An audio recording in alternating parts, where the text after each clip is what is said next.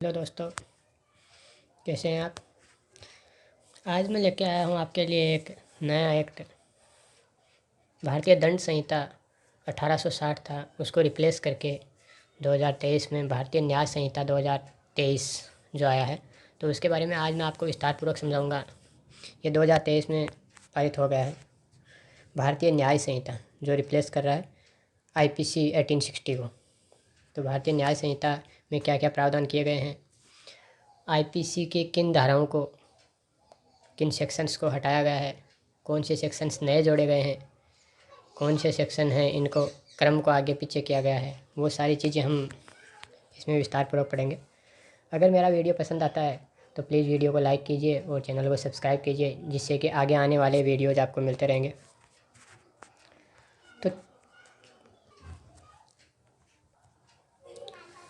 तो चलो हम देखते हैं कि इसमें क्या क्या प्रावधान किए गए हैं। चैप्टर 1 से पढ़ेंगे हम। सबसे पहले तो हम देख लेते हैं कि इसके मेन चैप्टर कौन से हैं।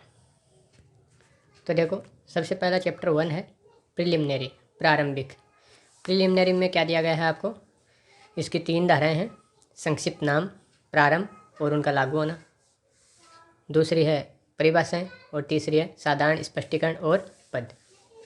पहले हम इसके बारे में देख लेते हैं कि इसके चैप्टर कौन कौन से हैं, बाद में हम इनके बारे में विस्तार से जानेंगे। तो पहला चैप्टर प्रिलिमिनरी हो गया, जिसमें धारा 1 से लेकर 3 तक दिया गया है। आगे है दूसरा चैप्टर दंडों के विषय में, जो पनिशमेंट के संबंध में है, चैप्टर नंबर 2, जो कि धारा नंबर 4 से शुरू होता है।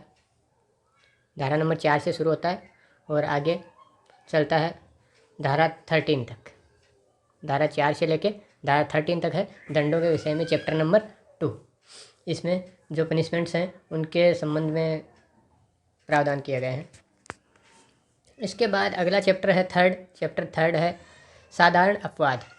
अपवाद क्या क्या होंगे वो बताया गया है चैप्टर नंबर 3 में। तो चैप्टर नंबर 3 कहाँ से होता है, धारा 14 से शुरू होता है, सेक्शन 14 से शुरू होता है और सेक्शन 14 से शुरू होकर कहाँ तक चलता है, आगे चलेगा। इसमें जो भी हैं प्रतिरक्षाएँ दी गई हैं उनका सबका प्रावधान किया गया है, सबके बारे में विस्तार पूर्वक बताया गया है धारा नंबर 44 तक। सेक्शन 44 तक सारे जो भी साधारण अपवाद हैं उनके बारे में प्रावधान किया गया है। इसके बाद है अगला चैप्टर हमारा 4। चैप्टर 3 में अपवाद हो गए हैं, तो इसके बाद है चैप्टर 4। चैप्टर 4 क्या है, दुष्प्रेरण, आपराधिक षड्यंत्र और प्रयास। एक तो दुष्प्रेरण क्या है, आपराधिक षड्यंत्र क्या है और उनका प्रयास, उनके संबंध में उपबंध किए गए हैं चैप्टर नंबर 4 में। चैप्टर नंबर 4 है, ये शुरू होता है सेक्शन 45 से शुरू होता है। इसमें सारी चीज़ें बताई गई है, दुष्प्रेरण क्या है, आपराधिक षड्यंत्र क्या है, इनके लिए अगर इस प्रकार से कार्य किया जाता है तो उनके लिए क्या पनिशमेंट है, और इनका अगर मान लो कि कोई प्रयत्न करता, प्रयास करता, तो उनके लिए क्या उपबंध किए गए हैं, वो सारा इसमें बताया गया है। यह है सेक्शन नंबर 62 तक आ जाता है, जिसमें कि आपका ये दुष्प्रेरण और आपराधिक षड्यंत्र आ जाते हैं। सेक्शन 45 से लेके सेक्शन 62 तक ये चैप्टर 4 आ जाता है। अब नेक्स्ट है चैप्टर 5। चैप्टर 5 क्या है, स्त्री और बालकों के विरुद्ध अपराधों के विषय में। जो स्त्री और बालकों के विरुद्ध अपराध हैं उनके बारे में इसमें उपबंध किए गए हैं चैप्टर नंबर 5 में। IPC में क्या था, स्त्री और बालकों के विरुद्ध जो भी अपराध थे वो लास्ट में थे, लास्ट के चैप्टर्स में आते थे।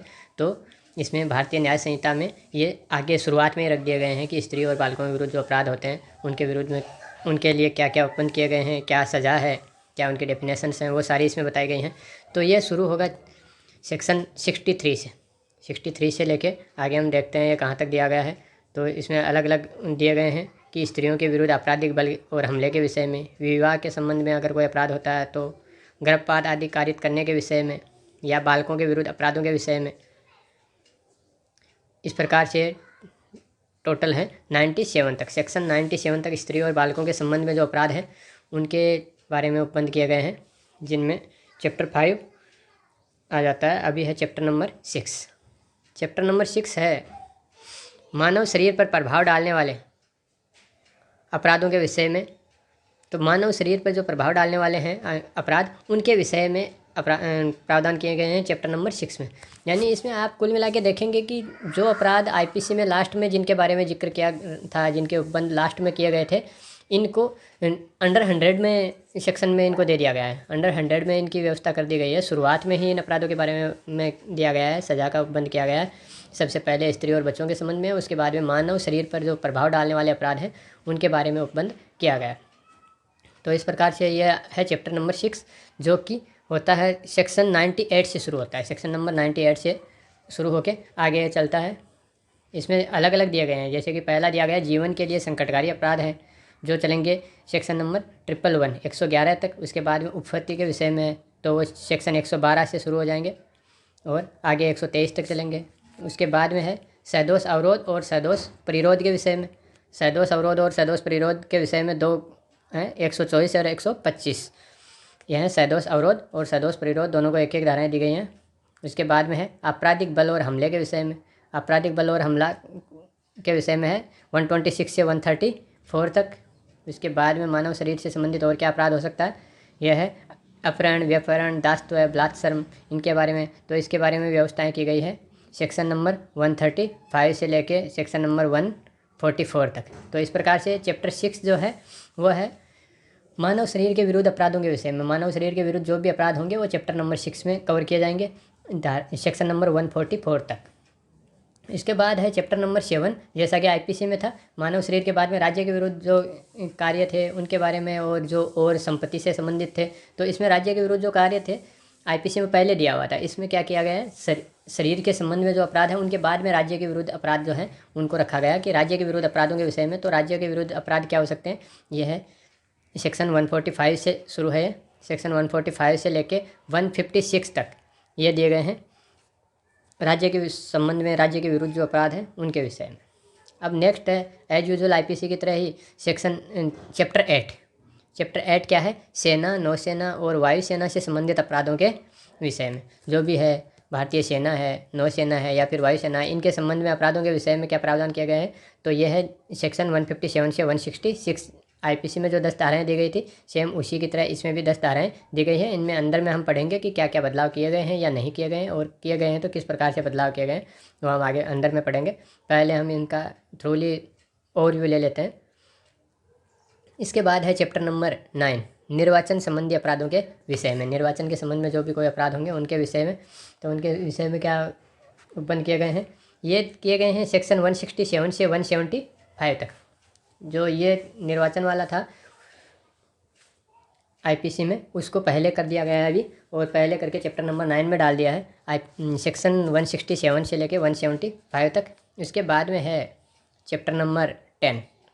चैप्टर नंबर 10 क्या है, सिक्कों, करेंसी नोट, बैंक नोट और सरकारी स्टाम्पों से संबंधित अपराधों के विषय में। जो सिक्के हैं, करेंसी नोट हैं, बैंक नोट हैं, सरकारी स्टाम्प हैं, इनसे संबंधित। तो आप यहाँ देख पा रहे हैं, देखो आईपीसी में हम क्या देखते थे, सबसे पहले मेन चैप्टर जो था वो सिक्कों के संबंध में था और सरकारी स्टाम्पों के संबंध में था। इसमें मेन चैप्टर किस किस के विषय में है, सिक्कों, करेंसी नोट, बैंक नोट और सरकारी स्टाम्प है। इन सब के बारे में ये चैप्टर उपबंध करता है। तो इसमें क्या है, सेक्शन 176 से शुरू होगा है और इसमें आगे हम पढ़ेंगे इसके बारे में, कहाँ तक पढ़ेंगे, 186 तक। सेक्शन 186 तक ये सारे करेंसी नोट हैं, सिक्के हैं, सरकारी स्टाम्प हैं, इन सब के बारे में हम पढ़ेंगे। इसके बाद में है चैप्टर 11। चैप्टर 11 है लोक प्रशांति के विरुद्ध अपराधों के विषय में। जो लोक प्रशांति है उसके विरुद्ध जो भी अपराध होंगे उनके विषय में उत्पन्न किए गए हैं। तो यह है सेक्शन 187 से शुरू होगा। 187 से शुरू होकर कहाँ तक चलेगा है, तो देखो ये चलेगा 195 तक। 187 से 195 तक चलेगा लोक प्रशांति के विरुद्ध जो भी अपराध हैं उनके विषय में चैप्टर 11। उसके बाद है चैप्टर नंबर 12। चैप्टर 12 है लोक सेवकों द्वारा या उनके संबंध में अपराधों के विषय में। या तो लोक सेवकों के द्वारा हो या उनसे संबंधित, लोक सेवकों से संबंधित कोई अपराध है तो उनके विषय में व्यवस्था की गई है चैप्टर 12। तो चैप्टर 12 में क्या व्यवस्था की गई है, सेक्शन 196 से लेके 203 तक, 196 से लेके 203 सेक्शन तक व्यवस्था की गई है। जो लोक सेवकों के द्वारा अगर कोई अपराध किया जाता है या तो वो, या फिर उनके संबंध में कोई अन्य अपराध किए जाते हैं उनके विषय में इसमें व्यवस्था की गई है। अगला चैप्टर है चैप्टर नंबर 13। चैप्टर 13 क्या है, लोक सेवकों के विधिपूर्ण प्राधिकार के अवमान के विषय में। जो लोक सेवक है उनके विधिपूर्ण प्राधिकार है, उनके अवमान के विषय में क्या क्या व्यवस्थाएं की गई हैं, तो वह है सेक्शन 204 से लेके आगे हैं, 204 से अगर मान लो उनके विधिपूर्ण प्राधिकार का अवमान किया जाता है तो क्या क्या व्यवस्थाएं हैं। 204 से 224 तक, 204 से लेके 224 तक की व्यवस्थाएं की गई हैं, जिसमें लोक सेवक के विधिपूर्ण प्राधिकार का अवमान किया जाता है तो क्या क्या व्यवस्थाएं की गई हैं, क्या क्या पनिशमेंट दिए जाएंगे और क्या क्या उपबंध किए गए हैं, तो उनके बारे में हम पढ़ेंगे 204 से 224 तक। नेक्स्ट है अपना चैप्टर नंबर 14। चैप्टर 14 है मिथ्या साक्ष्य और लोक न्याय के विरुद्ध अपराधों के विषय में। मिथ्या साक्ष्य के संबंध में और लोक न्याय के विरुद्ध अपराधों के विषय में क्या उपबंध किए गए हैं, तो यह है सेक्शन 225 से शुरू होगा। सेक्शन नंबर 225 से मिथ्या साक्ष्य और लोक न्याय के विरुद्ध अपराध है, और यहाँ से लेके आगे देखते हैं कहाँ तक है यह है 267 तक। 225 से 267 तक है लोक न्याय और मिथ्या साक्ष्य के संबंध में जो भी अपराध किए जाएंगे उनके लिए उपबंध जो किए गए हैं चैप्टर नंबर 14 में। उसके बाद अगला है चैप्टर नंबर 15। तो चैप्टर नंबर 15 क्या है, लोक स्वास्थ्य, क्षेम, सुविधा, शिष्टाचार और सदाचार पर प्रभाव डालने वाले अपराधों के विषय में। तो इनके बारे में व्यवस्था की गई है। लोक स्वास्थ्य है, क्षेम है, सुविधा है, शिष्टा है और सदाचार है, इन पर प्रभाव डालने वाले अपराधों के विषय में जो व्यवस्थाएं की गई हैं, जो बंद किए गए हैं, वो हैं चैप्टर नंबर 15 में। और चैप्टर नंबर 15 शुरू होता है सेक्शन 268 से। सेक्शन नंबर 268 से शुरू होकर आगे ये चलेगा चैप्टर नंबर 295 तक। 295 तक ये रहेगा चैप्टर नंबर 15, जिसमें कि वो लोक स्वास्थ्य, क्षेम, सदाचार, इन पे प्रभाव डालने वाले जो भी अपराध हैं उनके विषय में होगा। नेक्स्ट है चैप्टर नंबर 16, धर्म से संबंधित जो अपराध होंगे उनके विषय में। तो इसमें टोटल 5 सेक्शन दिए गए हैं 296 से 300 तक। जो धर्म से संबंधित जो भी होंगे अपराध वो आएंगे चैप्टर नंबर 16 के अंतर्गत। अब आगे है चैप्टर 17। चैप्टर 17 क्या है, संपत्ति के विरुद्ध जो अपराध हैं उनके विषय में। आईपीसी में भी चैप्टर नंबर 17 में दिया गया था, इसमें भी चैप्टर नंबर 17 में है। आईपीसी में मानव शरीर पर प्रभाव डालने वाले जो अपराध हैं उनको दिया गया था पहले, और उनके बाद में तुरंत कंटिन्यू दिया गया था संपत्ति के विरुद्ध जो अपराध हैं। इसमें क्या किया गया है, शरीर के ऊपर जो प्रभाव डालते हैं उन अपराधों को शुरू में दे दिया गया है, और चैप्टर नंबर 17 में संपत्ति के विरुद्ध अपराधों को दिया गया है। जो संपत्ति के विरुद्ध अपराध हैं उनको कैटेगरी वाइज डिवाइड किया गया है। जैसे चोरी के विषय में अगर कोई अपराध है तो उनको सेक्शन नंबर 301 से 305 तक दिया गया है। उद्यापन के विषय में है तो 306 में है। लूट और डकैती के विषय में है तो सेक्शन नंबर 307 से लेके 311 तक है। उसके बाद में संपत्ति के आपराधिक दुर्विनियोग के विषय में जो दिया गया है वो 312 से 313 तक। आपराधिक न्यास भंग के संबंध में 314। चुराई हुई संपत्ति प्राप्त करने के विषय में 315। छल के विषय में 316 और 317। कपटपूर्ण व्ययन के विषय में है 318 से 321। रिष्टि के विषय में है 322 से 326।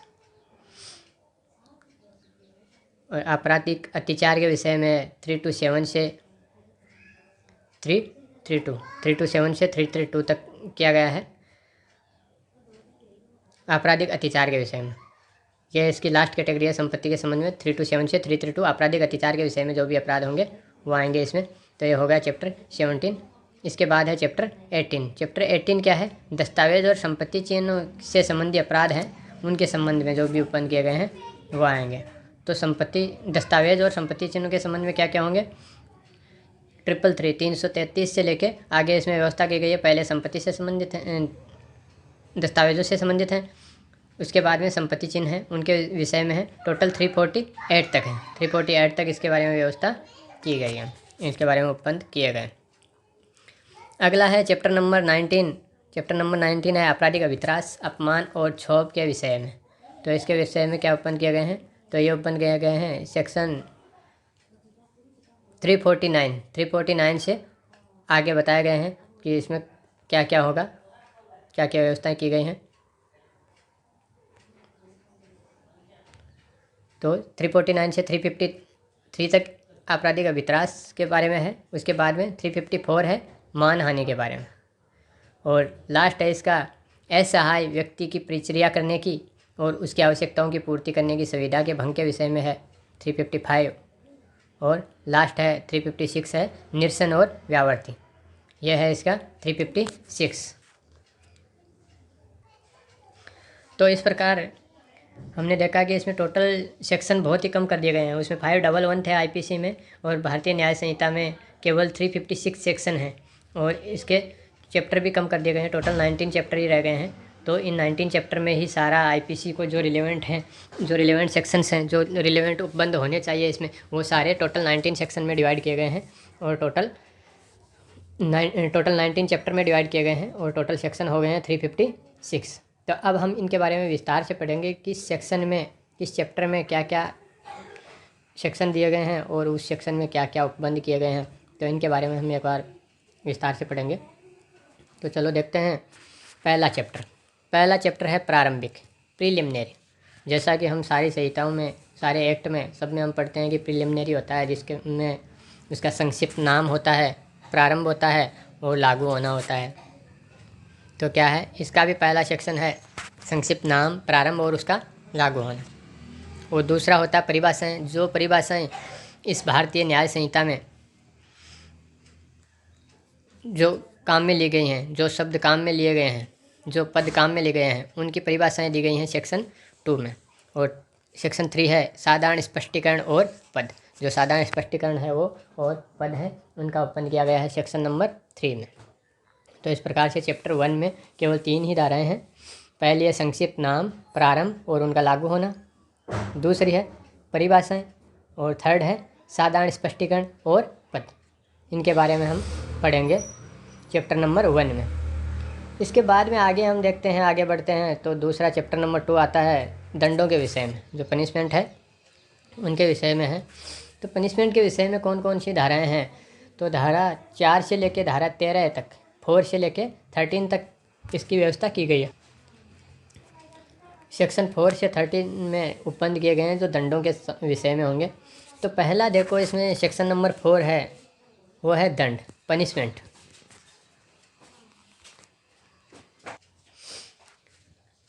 तो इसमें दंड की व्यवस्था की गई है।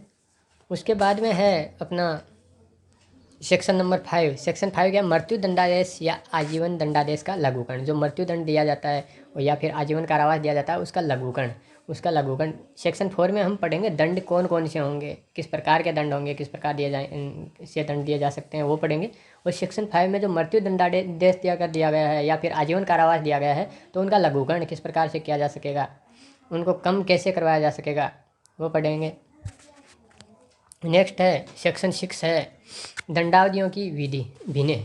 जो दंडावधि हैं, दंड की जो अवधि हैं, उनकी भिन्ने किस प्रकार से निकालते हैं, जो भिन्न निकालते हैं वो किस प्रकार से निकालेंगे, उसके बारे में व्यवस्था इसमें की गई है। नेक्स्ट है सेक्शन नंबर 7 दंडाधीश कारावास के कतिपय मामलों में संपूर्ण कारावास या उसका कोई भाग कठिन या सादा हो सकेगा। इसमें यह बताया गया है कि जो दंडाधीश कारावास है, जो कारावास का दंड दिया गया है, वो कुछ मामलों में या तो संपूर्ण कारावास कठिन हो सकेगा या संपूर्ण सादा हो सकेगा, या फिर ऐसा भी हो सकता है कि उस कारावास का कुछ भाग कठोर हो सकता है, कठिन हो सकता है, और कुछ भाग उसका सादा कारावास हो सकता है। तो ये सेक्शन 7 में व्यवस्था की गई है कि किन मामलों में किसी अपराध के लिए जो कारावास की सज़ा दी गई है वो कठोर होगी, साधारण होगी, या कुछ पार्ट उसका कठोर होगा और कुछ पार्ट उसका सादा होगा। तो ये व्यवस्था की गई है सेक्शन 7 में। इसके उपबंध सेक्शन 7 में किए गए हैं। इसके बाद है सेक्शन 8। सेक्शन 8 है जुर्माने की रकम का जुर्माना आदि के भुगतान में व्यतिक्रम करने पर दायित्व। अगर मान लो जुर्माने से उसको पनिशमेंट किया गया है, जुर्माना उस पर लगाया गया है, अगर वो जुर्माना का भुगतान नहीं करता, उसमें व्यतिक्रम करता है, तो क्या दायित्व है उसका, क्या किया जा सकता है उसके लिए। तो इसके उपबंध किए गए हैं सेक्शन नंबर 8 में। ये जो सेक्शंस हैं बहुत आगे थे उसमें आईपीसी में, पहले उनको शुरुआत में रख दिया गया है। आगे है सेक्शन नंबर 9 कई अपराधों से मिलकर बने अपराधों के लिए दंड की अवधि। मान लो कि कोई अपराध है, वो बहुत सारे अपराध हैं, कई अपराध है, 2 या अधिक अपराध हैं, उनसे मिलकर बना है कोई अपराध, तो उसके लिए दंड की क्या अवधि, उस अपराध के लिए दंड की क्या अवधि होगी, तो उसकी व्यवस्था की गई है इसमें। इसके उत्पन्न किए गए हैं सेक्शन 9 में। उसके बाद है सेक्शन नंबर 10। सेक्शन 10 क्या है कि कई अपराधों में से एक के दोषी व्यक्ति के लिए दंड। मान लो कि कई अपराध हैं, उनमें से किसी एक अपराध का दोषी व्यक्ति है, तो उसके लिए दंड क्या होगा, जबकि निर्णय में यह कथित है कि यह संदेह है कि वह किस अपराध का दोषी है।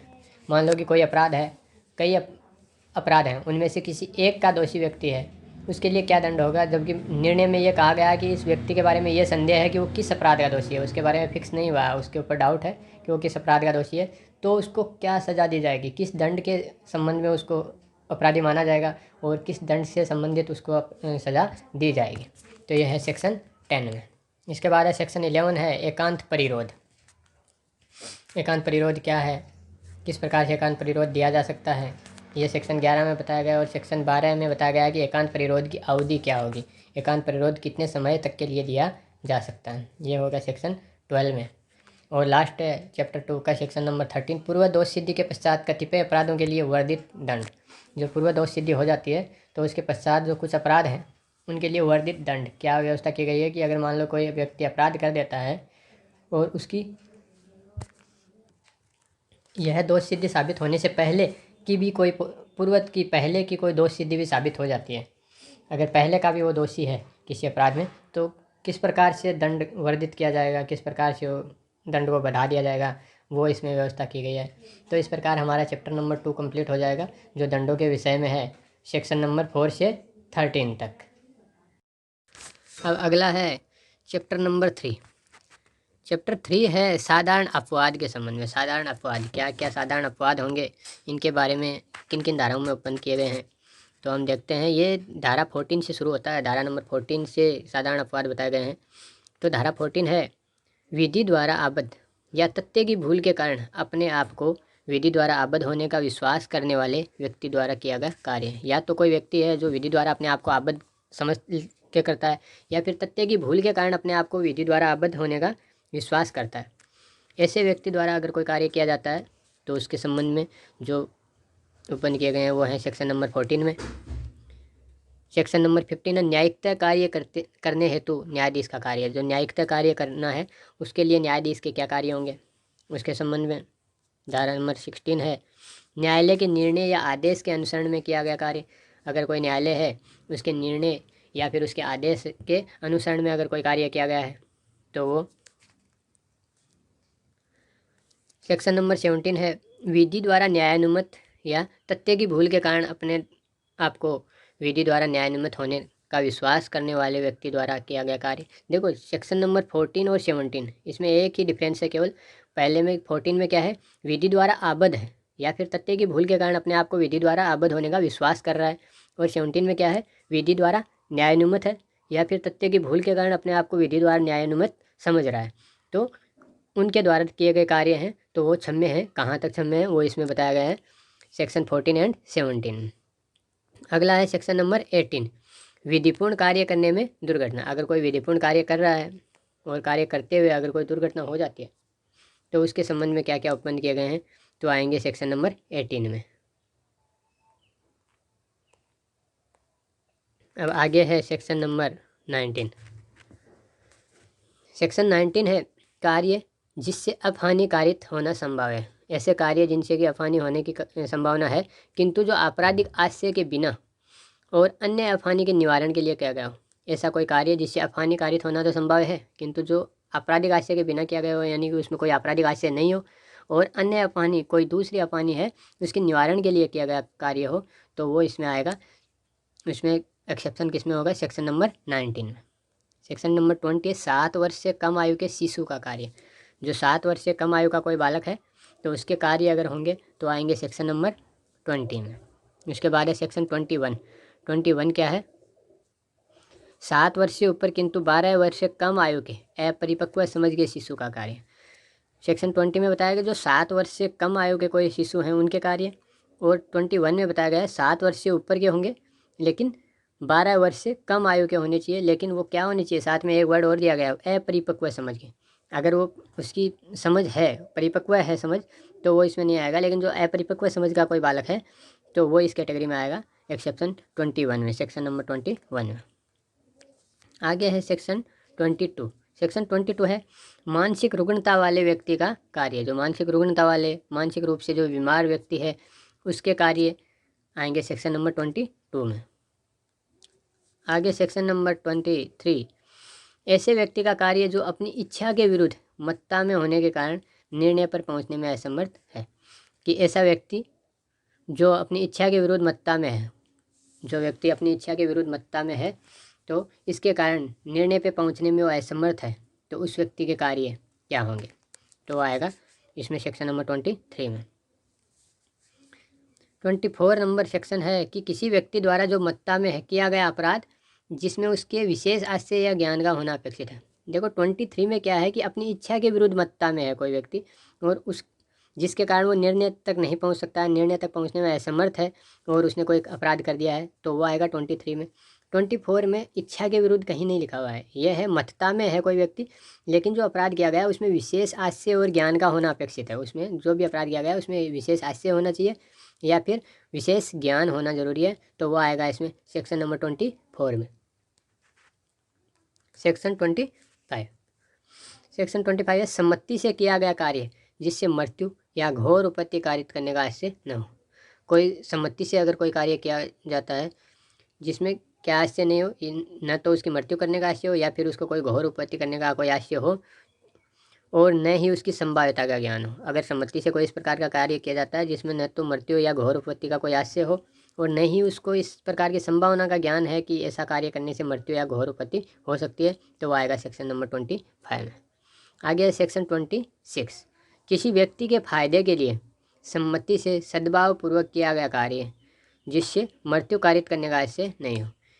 सेक्शन 26 क्या बोलता है, किसी व्यक्ति के फायदे के लिए, अगर कोई व्यक्ति के लिए फायदे के लिए अगर किया जा रहा है, उसकी सम्मति से कार्य किया जा रहा है, सद्भावपूर्वक कार्य किया जा रहा है जिससे मृत्यु कारित होने का आशय नहीं हो, यानी कि उससे उसकी मृत्यु कारित करने का आशय नहीं हो, तो वो आएगा सेक्शन 26 में।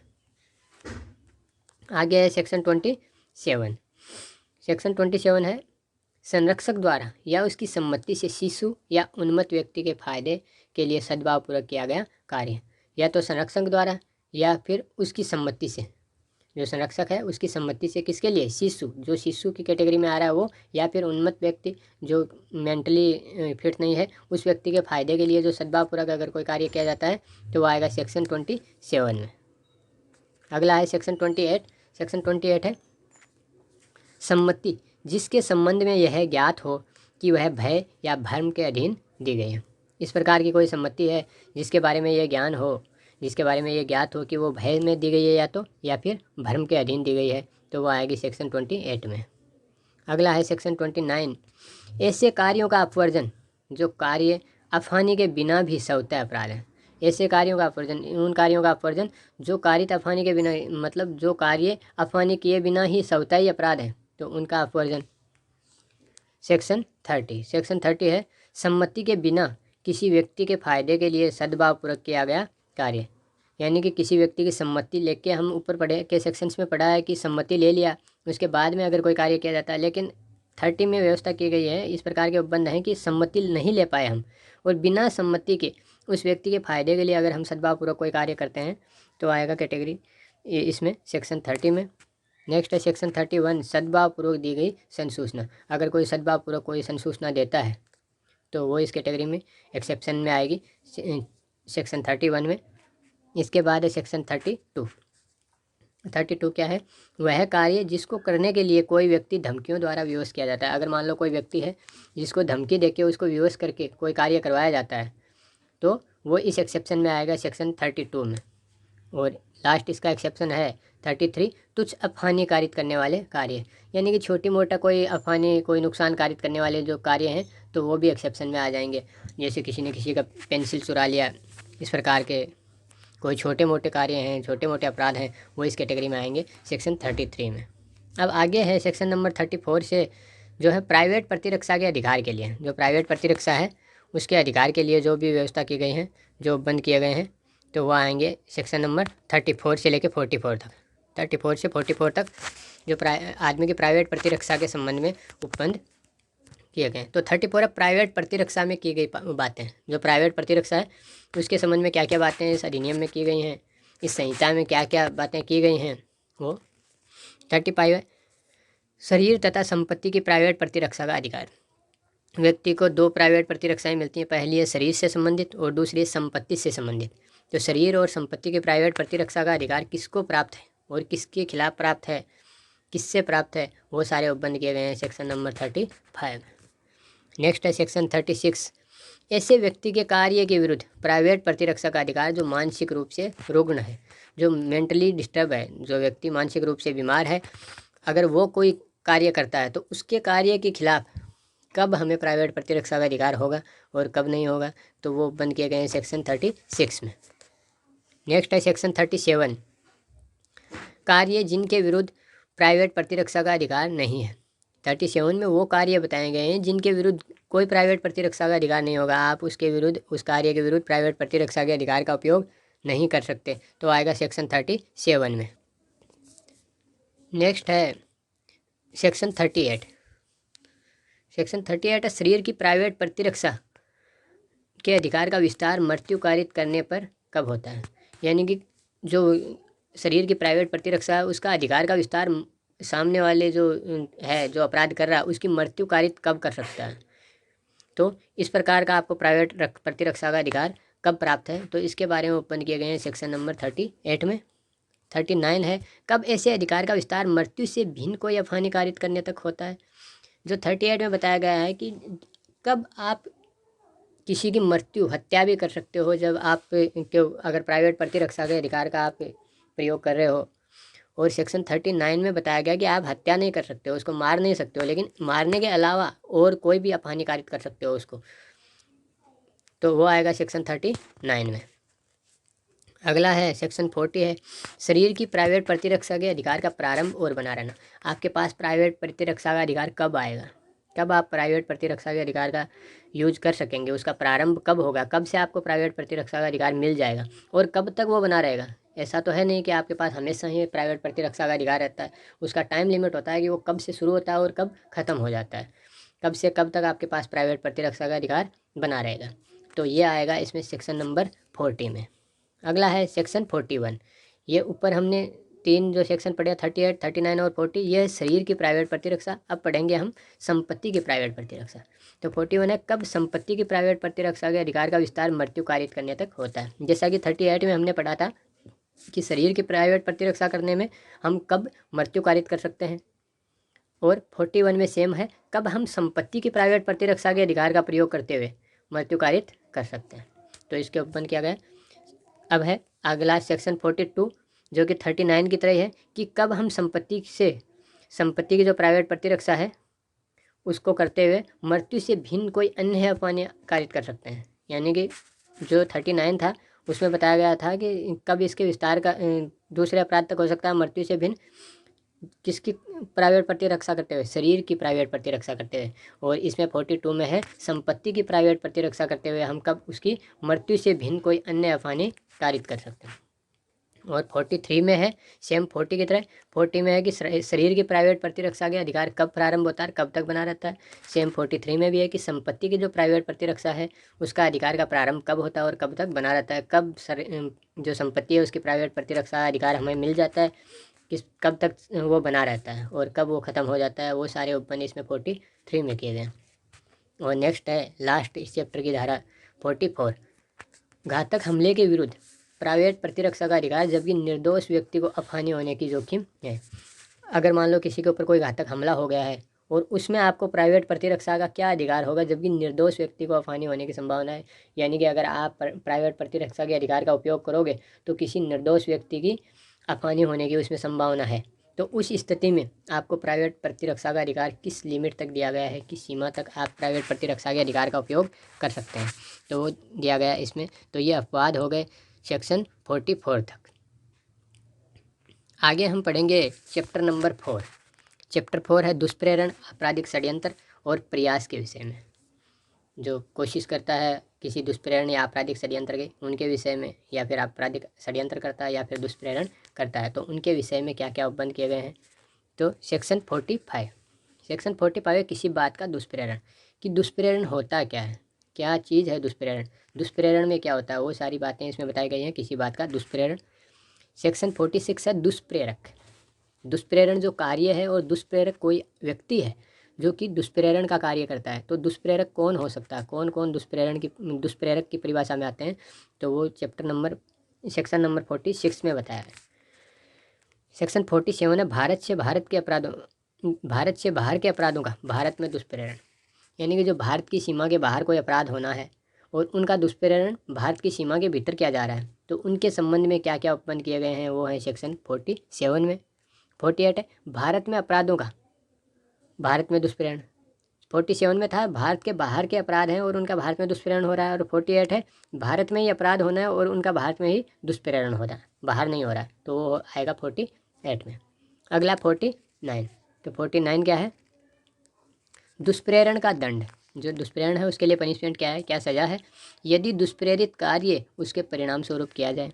देखो कंडीशन क्या है कि अगर दुष्प्रेरित कार्य है वो दुष्प्रेरण के परिणाम स्वरूप किया जाए और जहाँ की उसके दंड के लिए कोई अभिव्यक्त उपबंध नहीं किया गया। अगर मान लो कोई दुष्प्रेरित कार्य किया जाता है और उसके बारे में दुष्प्रेरण किया जाता है, दुष्प्रेरण करने के बाद वो दुष्प्रेरित कार्य उसके परिणाम स्वरूप कर दिया जाता है और उसके संबंध में कोई भी अभिव्यक्त उपबंध नहीं किया गया हो, अभिव्यक्त रूप से उसके बारे में सजा का कोई उपबंध नहीं किया गया हो, तो दुष्प्रेरण के लिए क्या दंड होगा, वो है सेक्शन 49 में।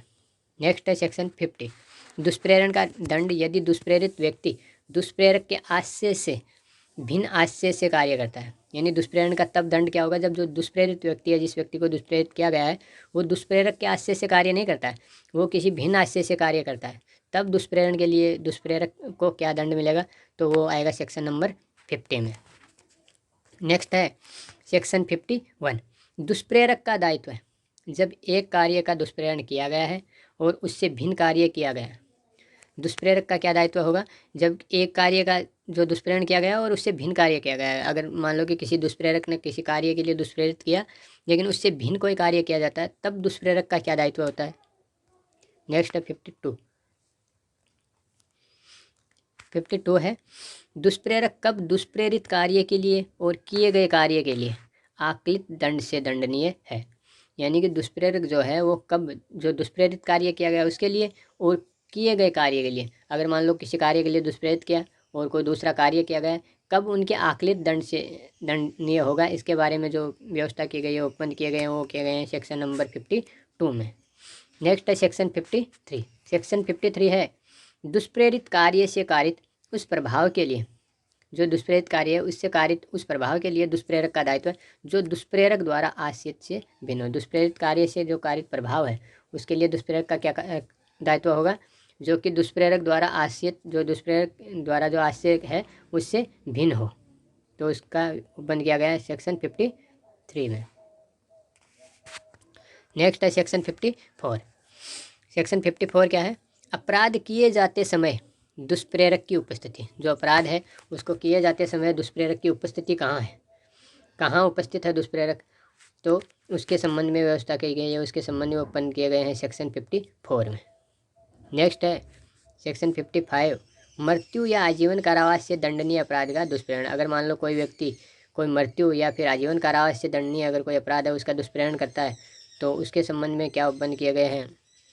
नेक्स्ट है कारावास से दंडनीय अपराध का अगर कोई दुष्प्रेरण करता है तो उसके संबंध में क्या उपबंध किए गए हैं, क्या व्यवस्था की गई है।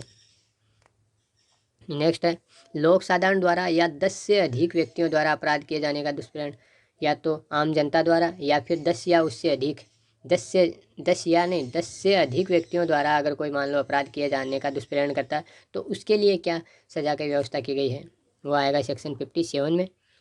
नेक्स्ट है सेक्शन 58। मृत्यु या आजीवन कारावास से दंडनीय अपराध की परिकल्पना को छिपाना। जो मृत्यु या आजीवन कारावास से दंडनीय कोई अपराध है उसके करने की कोई परिकल्पना है, जो उसको करने की परिकल्पना है उसको छिपाना, उसके छिपाने के लिए क्या क्या व्यवस्था की गई है, वो सेक्शन आएगा 58 में आएगा। नेक्स्ट है सेक्शन 59।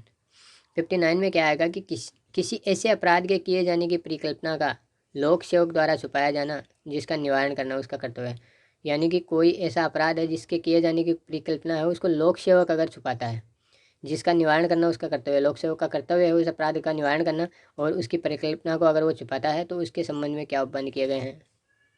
और लास्ट है इसका कारावास से दंडनीय अपराध की परिकल्पना को छुपाना। ये तो मृत्यु आजीवन कारावास से दंडनीय था, और अब है कारावास से दंडनीय कोई अगर अपराध है तो उसकी परिकल्पना को छुपाना। नेक्स्ट आएगा आपराधिक षड्यंत्र के विषय में। आपराधिक षड्यंत्र क्या है और इसके विषय में क्या क्या अपराध हो सकते हैं और उनके बारे में क्या उपबंध किए गए हैं। तो सेक्शन 61 में आपराधिक षड्यंत्र के बारे में बताया गया सेक्शन 61 में कि क्या क्या आपराधिक षड्यंत्र के अंतर्गत आएगा, क्या आपराधिक षड्यंत्र होगा, वो 61 में बताया गया है। वो 62 में है कि आजीवन कारावास या अन्य कारावास से दंडनीय अपराधों को करने के प्रयत्न करने के लिए दंड। जो आजीवन कारावास है या तो वो या फिर अन्य कोई कारावास है, उनसे दंडनीय अगर कोई अपराध है, उनका अपराधों को करने का अगर प्रयत्न करता है कोई व्यक्ति, तो उसके लिए क्या दंड होंगे, तो वो है ओपन सेक्शन नंबर 62। तो इस प्रकार से हमारा सेक्शन 62 तक हो गया है, चैप्टर 1 से 4 तक। नेक्स्ट चैप्टर 5 है स्त्री और बालकों के विरुद्ध अपराधों के विषय में। जो स्त्री हैं और बालक हैं उनके विरुद्ध जो अपराध हो सकते हैं उनके विषय में है चैप्टर 5। तो इसको भी अलग अलग डिवाइड किया गया कि कौन कौन से अपराध हो सकते हैं, किस किस प्रकार के अपराध हो सकते हैं और उनके संबंध में क्या क्या प्रावधान किए गए हैं, वो सारे इसमें चैप्टर 5 में बताए गए हैं, स्त्री और बालकों के संबंध में जो भी अपराध हैं। तो सबसे पहला है यौन अपराध के विषय में। यौन अपराध से संबंधित जो भी अपराध होंगे वो आएंगे इस कैटेगरी में। तो पहला है सेक्शन 63 बलात्संग। जो बलात्संग है उसके लिए इसमें बताया गया कि क्या है, कब ये अपराध बलात्संग की कैटेगरी में आएगा। तो 63 में बताया गया है और 64 में बताया गया है बलात्संग के लिए दंड। इसके लिए सज़ा का उपबंध किया गया है 64 में। 65 है कतिपय मामलों में सामूहिक बलात्संग के लिए दंड। कुछ मामलों में जिनमें सामूहिक बलात्संग जो होता है, जो रेप है, जो ग्रुप रेप हो जाता है, जिसमें सामूहिक बलात्कार जो होता है, तो उसके लिए दंड क्या है, यह 65 में बताया गया है। 66 में पीड़िता की मृत्यु या लगातार विकटशील दशा कारित करने के लिए दंड। अगर मान लो कि रेप का मामला है और उसमें पीड़िता की मृत्यु हो जाती है रेप के बाद, तो उस दशा में या फिर उसकी लगातार विकटशील दशा, लगातार उसकी हालत गंभीर होती जा रही है, तो उसके लिए क्या दंड का उपबंध किया गया है, तो वो इस कैटेगरी में आएगा। नेक्स्ट है सेक्शन 67 है पति द्वारा अपनी पत्नी के साथ पृथक्करण के दौरान या प्राधिकार में किसी व्यक्ति द्वारा मैथुन। या तो पति द्वारा अपनी पत्नी के साथ जो पृथक्करण है, अगर वो पृथक्करण के रूप में रह रहे हैं, साथ में नहीं रह रहे हैं, पृथक रह रहे हैं, उस दौरान अगर मान लो कि मैथुन किया जाता है, या फिर प्राधिकार में अगर कोई व्यक्ति है उसके द्वारा मैथुन किया जाता है, तो उसके लिए क्या व्यवस्था की गई है, क्या उपबंध किए गए हैं, वो धारा 67 में आएंगे। धारा 68 में आएगा प्राधिकार में किसी व्यक्ति द्वारा मैथुन। अगर मान लो कि प्राधिकार में कोई व्यक्ति है, उसके द्वारा किसी के प्राधिकार में रहते हैं और उसके प्राधिकारवान व्यक्ति द्वारा अगर मैथुन किया जाता है, तो उसके लिए क्या दंड का उपबंध किया गया है। नेक्स्ट है 69 प्रवंचनापूर्ण साधनों आदि से नियोजक द्वारा मैथुन। जो नियोजक है उसके द्वारा मैथुन किया जाता है, प्रवंचनापूर्ण साधन है, जिसे कपटपूर्ण किसी प्रवंचना करके इनसे अगर ये नियोजक द्वारा मैथुन किया जाता है, तो उसके लिए क्या उपबंध किए गए हैं, वो आएंगे धारा 69 में। 70 है सामूहिक बलात्संग। जो सामूहिक बलात्संग है वो आएगा किसमें, धारा 70 में। 71 में आएगा पुनरावृत्ति करता अपराधियों के लिए दंड। ये ऊपर हमने पढ़ा है, जो एक एक बार जो घटना हो जाती है उसके लिए है। 71 में आएगा अगर मान लो कि कोई इस प्रकार का कोई अपराध करता है और उसकी पुनरावृत्ति करता है, दोबारा भी वो सेम अपराध करता है, तो उसके लिए अपराधी के लिए दंड, क्या दंड होगा वो। नेक्स्ट है 72 है कतिपय अपराधों आदि से पीड़ित व्यक्ति की पहचान का प्रकटीकरण। जो कतिपय अपराध हैं उनसे पीड़ित कोई व्यक्ति है, उसकी पहचान का प्रकटीकरण कब किया जा सकता है, कब नहीं किया जा सकता है, इसके संबंध में क्या क्या उपबंध किए गए हैं, तो वो सारे आएंगे सेक्शन नंबर 72 में। तो इस प्रकार ये आ गए हमारे सेक्शन 72 तक। 63 से यौन अपराध के संबंध में जो भी उपबंध थे। अब अगला यौन अपराध के बाद में दूसरा है अपराध स्त्री के विरुद्ध आपराधिक बल और हमले के संबंध में। स्त्री के विरुद्ध अगर आपराधिक बल का प्रयोग किया जाता है या फिर हमला किया जाता है, तो उस स्थिति में क्या प्रावधान किए गए हैं, तो यह है 73 से लेकर 78 तक। तो सेक्शन 73 क्या है, 73 है स्त्री की लज्जा भंग करने के आशय से उस पर हमला या आपराधिक बल का प्रयोग। स्त्री की लज्जा भंग करना उद्देश्य हो अगर किसी का, और उस उद्देश्य से अगर वो स्त्री पर हमला करता है या आपराधिक बल का प्रयोग करता है, तो आएगा सेक्शन 73 के अंतर्गत, अपराध का दोषी होगा। नेक्स्ट है 74 लैंगिक उत्पीड़न और लैंगिक उत्पीड़न के लिए दंड। तो पहले तो 74 में बताया गया कि लैंगिक उत्पीड़न है क्या, क्या क्या अपराध होंगे, कब कोई अपराध लैंगिक उत्पीड़न की कंडीशन में आएगा, लैंगिक उत्पीड़न की परिभाषा में शामिल होगा और उसके लिए दंड क्या होगा। तो इसका बंद किया गया 74 में। 75 क्या है? विवस्त्र करने के आशय से स्त्री पर हमला या आपराधिक बल का प्रयोग। अगर किसी स्त्री को विवस्त्र करने के आशय से अगर किसी स्त्री पर हमला किया गया या आपराधिक बल का प्रयोग किया गया। 73 में क्या किया गया है? स्त्री की लज्जा भंग करने के आशय से था और 75 में है उसको विवस्त्र करने के आशय से किया गया है। क्या कर सकता है? या तो हमला या फिर आपराधिक बल का प्रयोग कर सकता है। तो आएगा 75 में। 76 है दृश्य रतिकता। दृश्य रतिकता अगर का अपराध करता है तो आएगा 76 में। 77 है पीछा करना। अगर मान लो कोई व्यक्ति किसी स्त्री का पीछा करता है तो आएगा 77 में।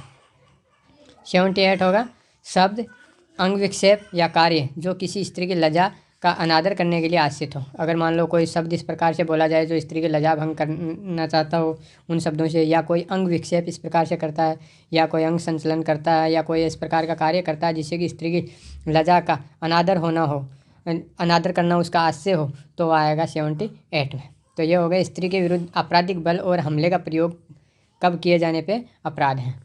उसके अगला है विवाह से संबंधित अपराधों के विषय में, कि विवाह से संबंधित कौन कौन से अपराध हैं और उनके विषय में क्या क्या प्रावधान किए गए हैं। तो इसमें पहला है सेक्शन 79। सेक्शन 79 है दहेज मृत्यु। विवाह से संबंधित जो अपराध हैं वो 79 से 85 तक हैं। तो 79 है दहेज मृत्यु। जो दहेज मृत्यु है, दहेज की वजह से दहेज के लिए मृत्यु है, उसके संबंध में जो बंद किए गए हैं वो है 79 में।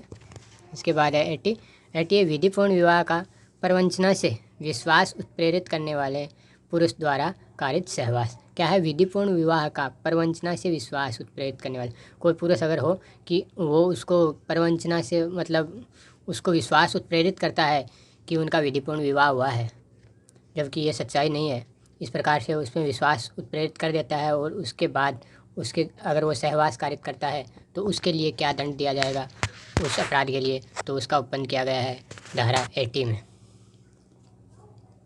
नेक्स्ट है धारा 81 पति या पत्नी के जीवन काल में पुनः विवाह करना। कोई भी एक ही विवाह कर सकता है, पति हो या पत्नी हो, अपने एक जीवन काल में एक पति या पत्नी के जीवन काल में, मतलब अगर हस्बैंड है तो वो वाइफ के ज़िंदा रहते हुए, या वाइफ है तो हस्बैंड के ज़िंदा रहते हुए केवल एक ही विवाह कर सकते हैं। तो अगर वो दूसरा विवाह कर लेता है तो उस स्थिति में भी उसके लिए जो सज़ा का प्रावधान किया गया है वो किया गया है धारा 81 में। नेक्स्ट है धारा 82। धारा 82 है विधिपूर्ण विवाह के बिना कपटपूर्ण विवाह क्रम पूरा कर लेना। यानी कि विधिपूर्ण विवाह नहीं करेगा कोई और कपटपूर्ण विवाह कर लेता है तो उसके लिए भी दंड का प्रावधान किया गया है धारा 82 में। इसके बाद है धारा 83। धारा 83 है विवाहित स्त्री को आपराधिक आशय से फुसला कर ले जाना या निरुद्ध रखना। जो विवाहित स्त्री है उसको आपराधिक आशय से, अपराध के आशय से क्या करेगा, फुसला के साथ में ले जाना या ले जाने के लिए निरुद्ध रखना, ये सारे अपराध आ जाते हैं, विवाह से संबंधित अपराधों में आएंगे और ये धारा 83 के अंतर्गत कवर होते हैं। कि अगर कोई स्त्री विवाहित है और उसको आपराधिक आशय से ले जाते हैं, फुसला के ले जाते हैं, बैला फुसला कर ले जाते हैं या फिर उसको कहीं निरुद्ध रखते हैं इसके लिए, तो वो इसमें आएगा धारा 83 में। नेक्स्ट है धारा 84। 84 है किसी स्त्री के पति या पति के नातेदार द्वारा उसके प्रति क्रूरता। कोई स्त्री है, उसका पति हो या फिर पति का कोई नातेदार है, कोई रिश्तेदार है, उसके द्वारा उस स्त्री के प्रति जो क्रूरता है वो आएगी धारा 84 में। नेक्स्ट है 85। विवाह आदि के करने को विवश करने के लिए किसी स्त्री को व्यपहत करना या उत्प्रेरित करना। किसी स्त्री को विवाह करने के लिए, विवश करने के लिए, अगर कोई स्त्री विवाह करने के लिए तैयार नहीं है, राज़ी नहीं है, तो उसको विवाह करने के लिए, विवश करने के लिए क्या करेगा, या तो स्त्री को अपहरण करेगा, व्यपहरण करेगा या फिर उत्प्रेरित करेगा, तो वो आएगा धारा 85 में। तो इस प्रकार से विवाह से संबंधित जो अपराध हैं वो हैं धारा 79 से लेके 85 तक। तो ये कंप्लीट हो गए। नेक्स्ट है गर्भपात आदि कारित करना। गर्भपात आदि कारित करने के विषय में, जो गर्भपात कारित करने से संबंधित जो अपराध होंगे उनके विषय में,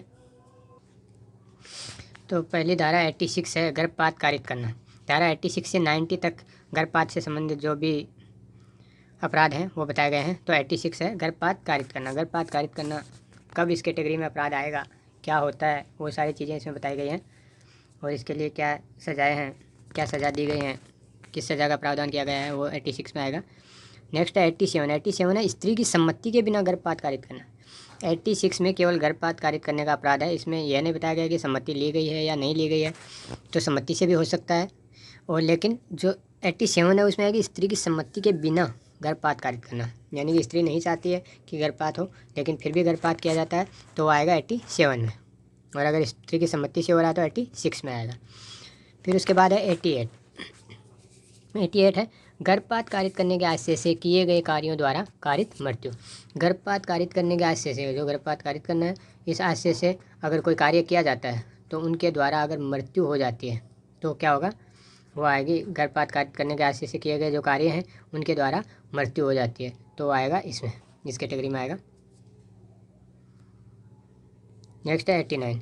शिशु का जीवित पैदा होना रोकने या जन्म के पश्चात उसकी मृत्यु कारित करने के आशय से किया गया कार्य। शिशु है उसका या तो जीवित पैदा होना ही रोकना कि वो जीवित पैदा ही नहीं होना चाहिए, या फिर जन्म के पश्चात उसकी मृत्यु कारित करने के आशय से कोई कार्य करेगी। या तो शिशु है वो जीवित ही पैदा ना हो, और अगर जीवित पैदा हो गया हो तो उसको मृत्यु कारित करने के आशय से कोई अगर कार्य किया जाता है तो आएगा सेक्शन 89 में।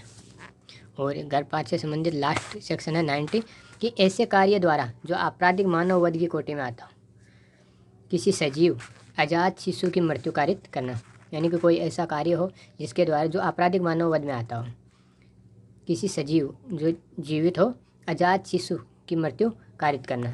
जो गर्भस्थ शिशु है, आजाद शिशु है, उसकी अगर मृत्यु कारित कर देते हैं जो कि आपराधिक मानव वध की कोटि में आती है, तो उसको भी धारा 90 के अंतर्गत उपबंध किए गए हैं पनिशमेंट के।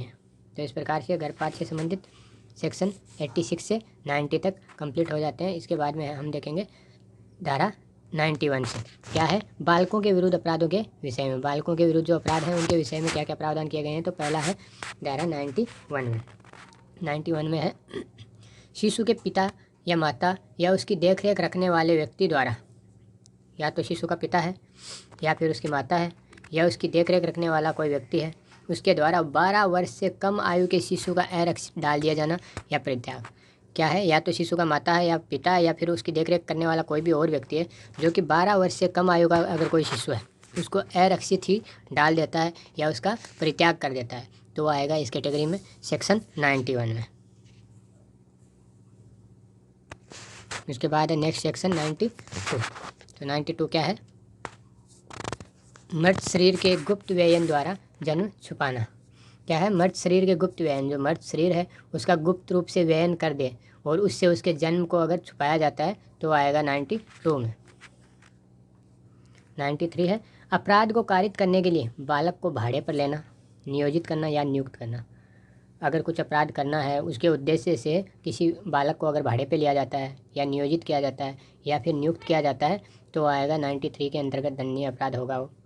उसके बाद है 94 है शिशु का उपापन। अगर कोई व्यक्ति किसी पर्पज से शिशु का उपापन करता है तो वो आएगा 94 में।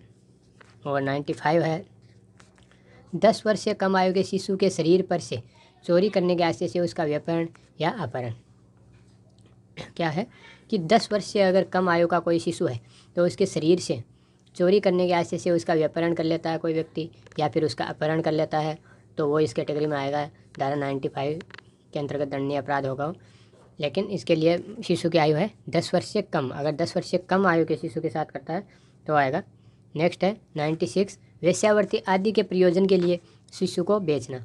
वेश्यावृत्ति है इनके प्रयोजन के लिए क्या करेगा, शिशु को अगर बेचता है तो इस कैटेगरी में आएगा। 97 है वेश्यावृत्ति आदि के प्रयोजन के लिए शिशु का खरीदना। 96 और 97 क्या है, वेश्यावृत्ति के प्रयोजन के लिए अगर शिशु को बेचता है तो भी दंडनीय अपराध है धारा 96 के अंतर्गत, और अगर खरीदता है वो वेश्यावृत्ति के लिए तो दंडनीय अपराध है वो 97 के अंतर्गत। तो इस प्रकार से हमारा चैप्टर 5 कंप्लीट हो जाता है धारा 97 तक। आगे हम पढ़ेंगे चैप्टर 6। चैप्टर 6 है कि मानव शरीर पर प्रभाव डालने वाले अपराधों के विषय में। जो मानव शरीर है उस पर प्रभाव डालने वाले कोई अपराध हैं उनके विषय में उपबंध किए गए हैं इसमें चैप्टर 6 में। तो इसमें अलग पार्ट बाय पार्ट समझाया गया है कि मानव शरीर पर प्रभाव डालने वाले कौन से अपराध होंगे, तो किस किस टाइप के अपराध हैं और उनके लिए क्या क्या उपबंध किए गए हैं। तो पहला है जीवन के लिए संकटकारी अपराधों के विषय में, जो अपराध जीवन के लिए संकटकारी हैं उनके विषय में उपबंध किए गए हैं सबसे पहले। तो सबसे पहला है धारा 98 आपराधिक मानववध। आपराधिक मानववध क्या है? जो हत्या नहीं होती है और मानववध होता है तो वह आता है आपराधिक मानववध। तो उसके बारे में हम पढ़ेंगे 98 में। 99 है हत्या, मर्डर। मर्डर के बारे में उपबंध किया गया है धारा 99 में। इसके बाद है 100, जिस व्यक्ति की मृत्यु कारित करने का आशय था उससे भिन्न व्यक्ति की मृत्यु कारित करके आपराधिक मानववध। यानी कोई व्यक्ति किसी और व्यक्ति को मारना चाहता था लेकिन उसने गलती से किसी दूसरे व्यक्ति को मार दिया, तो वो इस प्रकार से अगर वो दूसरे व्यक्ति की मृत्यु कारित कर देता है तो जो आपराधिक मानववध होता है उसका उपबंध किया गया है धारा 100 में, सेक्शन 100। अब आगे क्या है? सेक्शन 101। तो 101 है हत्या के लिए दंड। जो मर्डर होगा उसके लिए दंड का क्या उपबंध किया गया है, वह आएगा इसमें सेक्शन 101 में। हत्या कहाँ पे पढ़ा है हमने? धारा 99 में हमने पढ़ा है कि हत्या के लिए क्या दंड दिया जाएगा। नेक्स्ट है 99 में अगर हत्या साबित हो जाती है तो 101 में उसके लिए दंड का उपबंध किया गया है। आगे 102 आजीवन शिद्धोष द्वारा हत्या के लिए दंड। जो आजीवन शिद्धोष है, जिसको आजीवन कारावास मिला हुआ है और उसके बाद में अगर वो हत्या कर देता है तो उसके लिए दंड का क्या प्रावधान किया गया, वो आएगा 102 में। नेक्स्ट है 103 हत्या की कोटि में न आने वाले आपराधिक मानववध के लिए दंड। आपराधिक मानववध है 98 में। देखो 99 में हत्या है और 101 में हत्या के लिए पनिशमेंट है। 98 में आपराधिक मानववध है और 103 में इसके लिए पनिशमेंट है कि हत्या की कोटि में न आने वाले आपराधिक मानववध के लिए सज़ा, आपराधिक मानववध के लिए दंड। तो ये हो गया 103। नेक्स्ट है सेक्शन 104। सेक्शन 104 है उपेक्षा द्वारा मृत्यु कारित करना। कोई व्यक्ति उपेक्षा द्वारा मृत्यु कारित कर देता है तो वो किस कैटेगरी में आएगा? उसको सेक्शन 104 में लिया जाएगा। नेक्स्ट है 105। 105 है शिशु या मानसिक रूप से रुग्ण व्यक्ति की आत्महत्या का दुष्प्रेरण। अगर कोई शिशु है या फिर मानसिक रूप से कोई विक्षिप्त व्यक्ति है, मानसिक रूप से कोई बीमार व्यक्ति है, को उसको आत्महत्या करने का दुष्प्रेरण अगर किया जाता है तो आएगा सेक्शन 105 के अंतर्गत दंडनीय अपराध होगा। नेक्स्ट है सेक्शन 106। सेक्शन 106 है आत्महत्या का दुष्प्रेरण। जो आत्महत्या है उसका दुष्प्रेरण। देखो हमने 105 में क्या पढ़ा? शिशु या मानसिक रूप से जो विक्षिप्त व्यक्ति है उसको आत्महत्या का दुष्प्रेरण किया गया है। और 106 में है आत्महत्या का दुष्प्रेरण। जो शिशु और मानसिक रूप से विक्षिप्त व्यक्ति, इनके अलावा अगर किसी को भी आत्महत्या का दुष्प्रेरण करते हैं तो 106 में आएगा। अगर शिशु को या फिर मेंटली डिस्टर्ब व्यक्ति को करते हैं तो आएगा 105 में। अब आगे है हत्या का प्रयत्न। हत्या का प्रयत्न किस में आएगा? 107 में आएगा हत्या का प्रयत्न।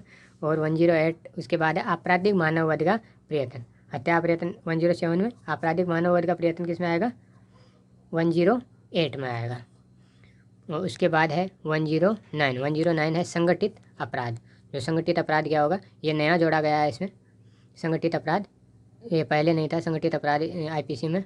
तो संगठित अपराध के संबंध में इसमें उपबंध किए गए हैं 109 में।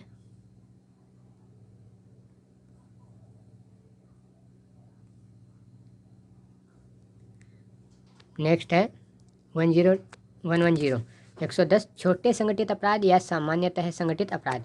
109 है संगठित अपराध और 110 है छोटे संगठित अपराध, जो कि मतलब नॉर्मली छोटे हो संगठित अपराध हो लेकिन छोटे हो, या फिर सामान्यतः संगठित अपराध। तो वो आएगा किसमें? 110 में। और एक नया और जोड़ा गया है धारा, एक नई धारा 111 111 आतंकवाद अधिनियम के अपराध। जो आतंकवाद अधिनियम है उसके अंतर्गत जो अपराध होते हैं वो, तो उनके संबंध में भी इसमें उपबंध किया गया है 111 में। तो इस प्रकार से मानव शरीर पे जो फर्क डालने वाले थे, मानव शरीर से संबंधित जो अपराध थे, उनमें पहली कैटेगरी थी जीवन के लिए संकटकारी जो अपराध हैं उनके विषय में। तो वो थे सेक्शन 98 से लेके 111 तक, 111 तक। तो वो कंप्लीट हो गए हैं। अब अगला हम पढ़ेंगे उपहत्या के विषय में। उपहत्या के विषय में क्या क्या प्रबंध किए गए हैं, क्या क्या उपबंध किए गए हैं और कहाँ से कहाँ तक हैं, तो इसमें हम पढ़ेंगे। तो पहला है इसमें 112 उपहत्या। उपहत्या क्या होती है? इसमें इसकी डेफिनेशन दी गई है, इसके बारे में समझा गया है कि कब कोई अपराध उपपत्ति में के अपराध में आएगा और कब नहीं आएगा, वो सारी चीज़ें इसमें बताई गई हैं। इसके बाद है सेक्शन 113 113 है स्वेच्छा उपपत्ति कारित करना। 112 में 112 में उपपत्ति क्या होती है उसके बारे में बताया गया है, और 113 में बताया गया कि स्वेच्छा उपपत्ति कारित करना यानी कि कब कहा जाता है कि किसी व्यक्ति ने स्वेच्छा उपपत्ति कारित की है, तो वो 113 में बताया गया है। 114 है घोर उपपत्ति। 114 में घोर उपपत्ति है। घोर उपपत्ति मीन्स जो इसका बड़ा रूप है, जो 112 का बड़ा रूप है 114 में। 114 में 112 से बड़ा रूप है, घोर उपपत्ति है, तो वो इसमें आएगा। और 115 सेम 113 की तरह 115 है कि स्वेच्छा घोर उपपत्ति कारित करना। ये कब कहा जाएगा कि अमुक व्यक्ति ने स्वेच्छा घोर उपपत्ति कारित की है। तो 112 में उपपत्ति है, 114 में घोर उपपत्ति है, उसका बड़ा रूप है। 113 में कब कहा जाएगा कि किसी व्यक्ति ने स्वेच्छा उपपत्ति कारित की है, और 115 में स्वेच्छा किसी व्यक्ति ने घोर उपपत्ति कारित की गई है, ये कब कहा जाएगा, तो इसके बारे में बताया गया है।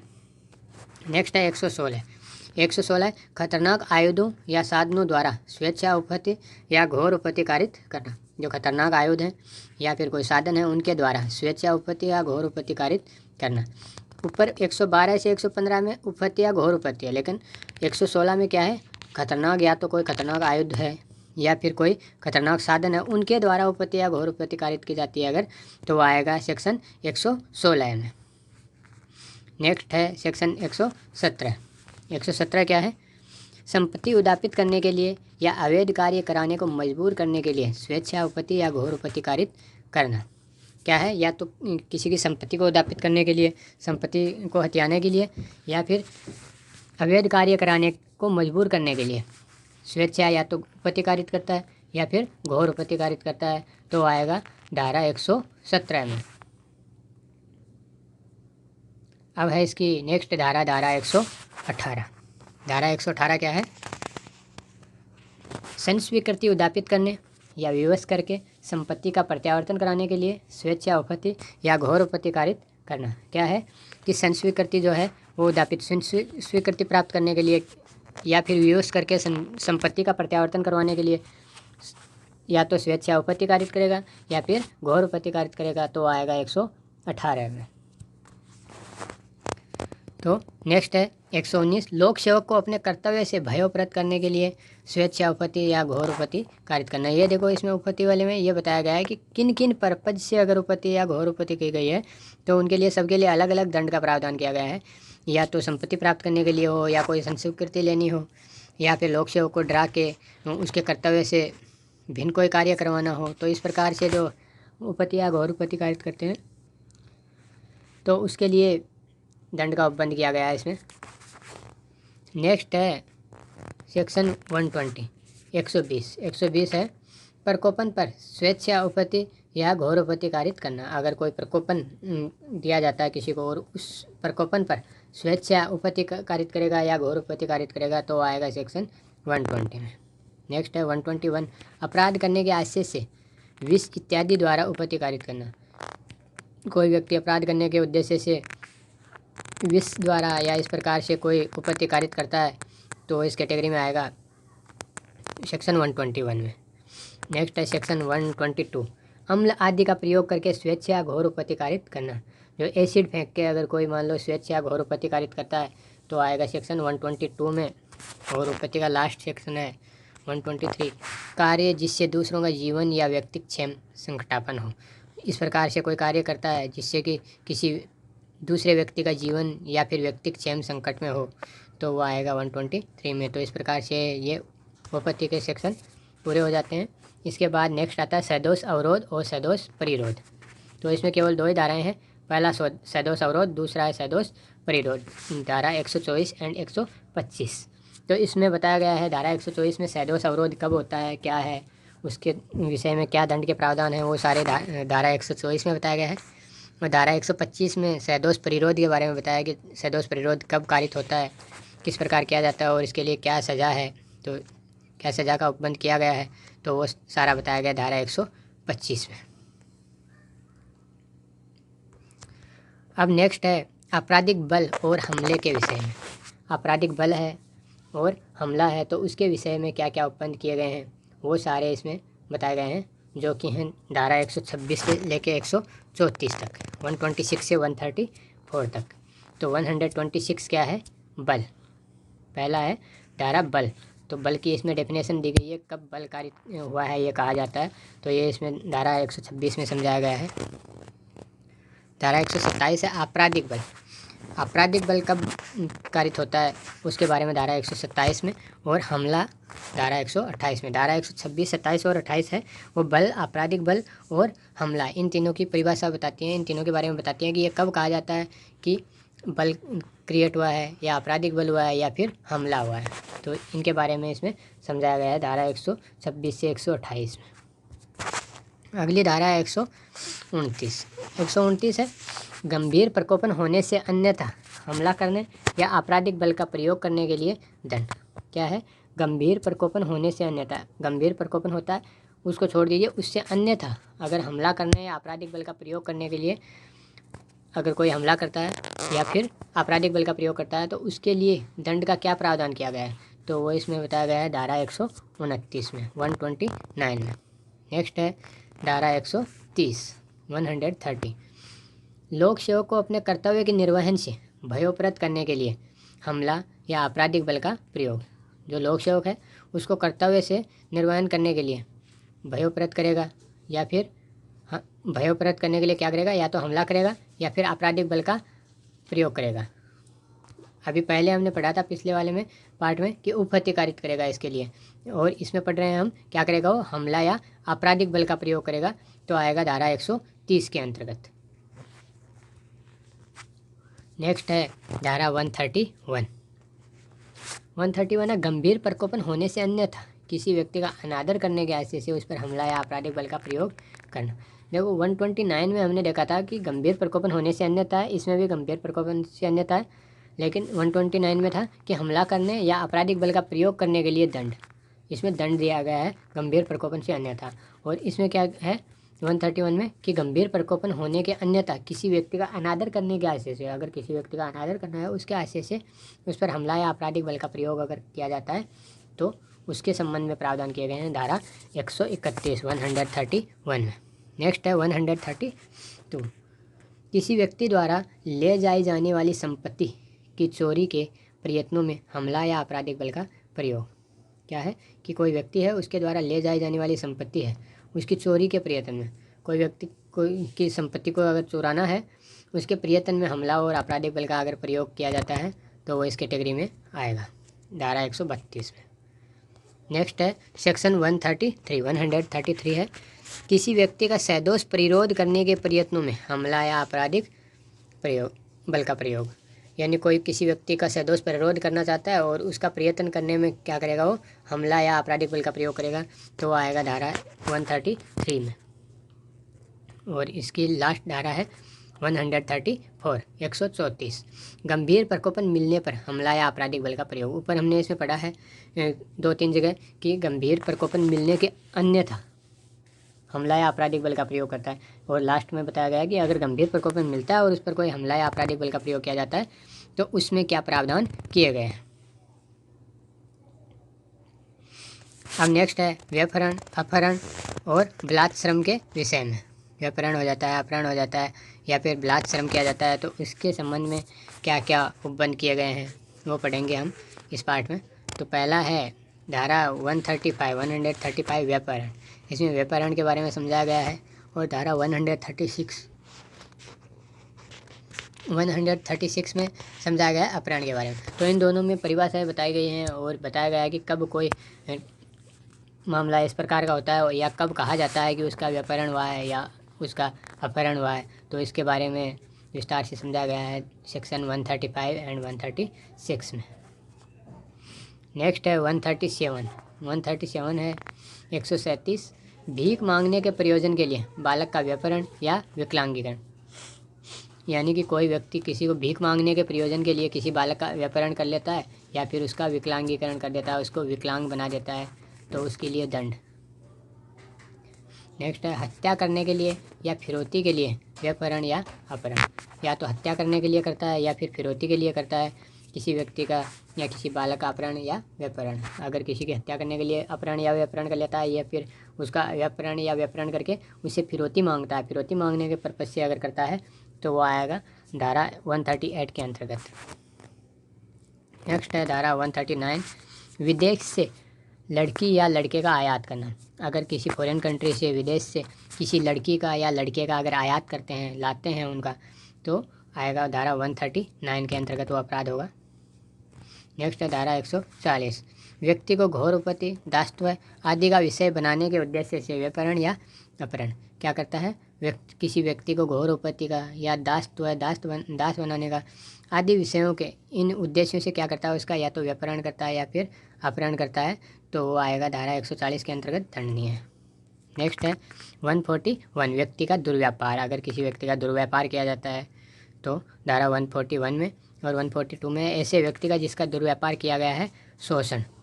धारा 141 में क्या है, किसी व्यक्ति का दुर्व्यापार किया जाता है तो वो दंडनीय अपराध है, और धारा 142 में है कि जिसका दुर्व्यापार किया गया है उसका अगर शोषण किया जाता है तो वो इस धारा के अंतर्गत दंडनीय अपराध होगा। और इसके अगली धारा है धारा 143, दासों का आभासिक व्यवहार करना। अगर कोई व्यक्ति है जो कि दासों का आभासिक रूप से व्यवहार करता रहता है, वो चलता रहता है उसका व्यवहार, तो वो आएगा धारा 143 में। और लास्ट है इसका चैप्टर 6 की धारा 144, विधि विरुद्ध अनिवार्य श्रम।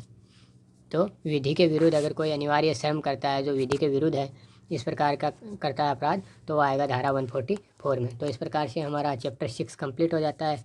मानव शरीर के विरुद्ध जो अपराध किए गए हैं उनको कैटेगरी वाइज हमने पढ़ लिया है कि मानव शरीर के विरुद्ध अगर किस प्रकार का अपराध किया जाता है तो क्या उसके लिए सज़ा होगी, क्या उपबंध किए जाएंगे। अब चैप्टर 7 है राज्य के विरुद्ध अपराधों के विषय में। अगर राज्य के विरुद्ध कोई अपराध किए जाते हैं तो उनके विषय में क्या उपबंध किए गए हैं, क्या प्रावधान किए गए हैं, तो वो सारे इसमें आएंगे। धारा 145 है इसमें पहली धारा कि भारत सरकार के विरुद्ध युद्ध करना या युद्ध करने का प्रयत्न करना या युद्ध करने का दुष्प्रेरण करना। क्या होगा, या तो भारत सरकार के विरुद्ध युद्ध करना या फिर इसका प्रयत्न करना या फिर इसका दुष्प्रेरण करना हो, तो वो सारे एक ही कैटेगरी में आएंगे धारा 145 के अंतर्गत। धारा 146 है कि धारा 145 के द्वारा दंडनीय अपराधों को करने का षड्यंत्र करना।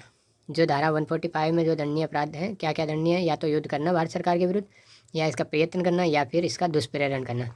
तो धारा 146 बोलती है कि जो 145 में जो 3 प्रकार के दंडनीय अपराध बताए गए हैं उनका षड्यंत्र करना, तो वो षड्यंत्र अगर करेगा तो वो आएगा 146 में।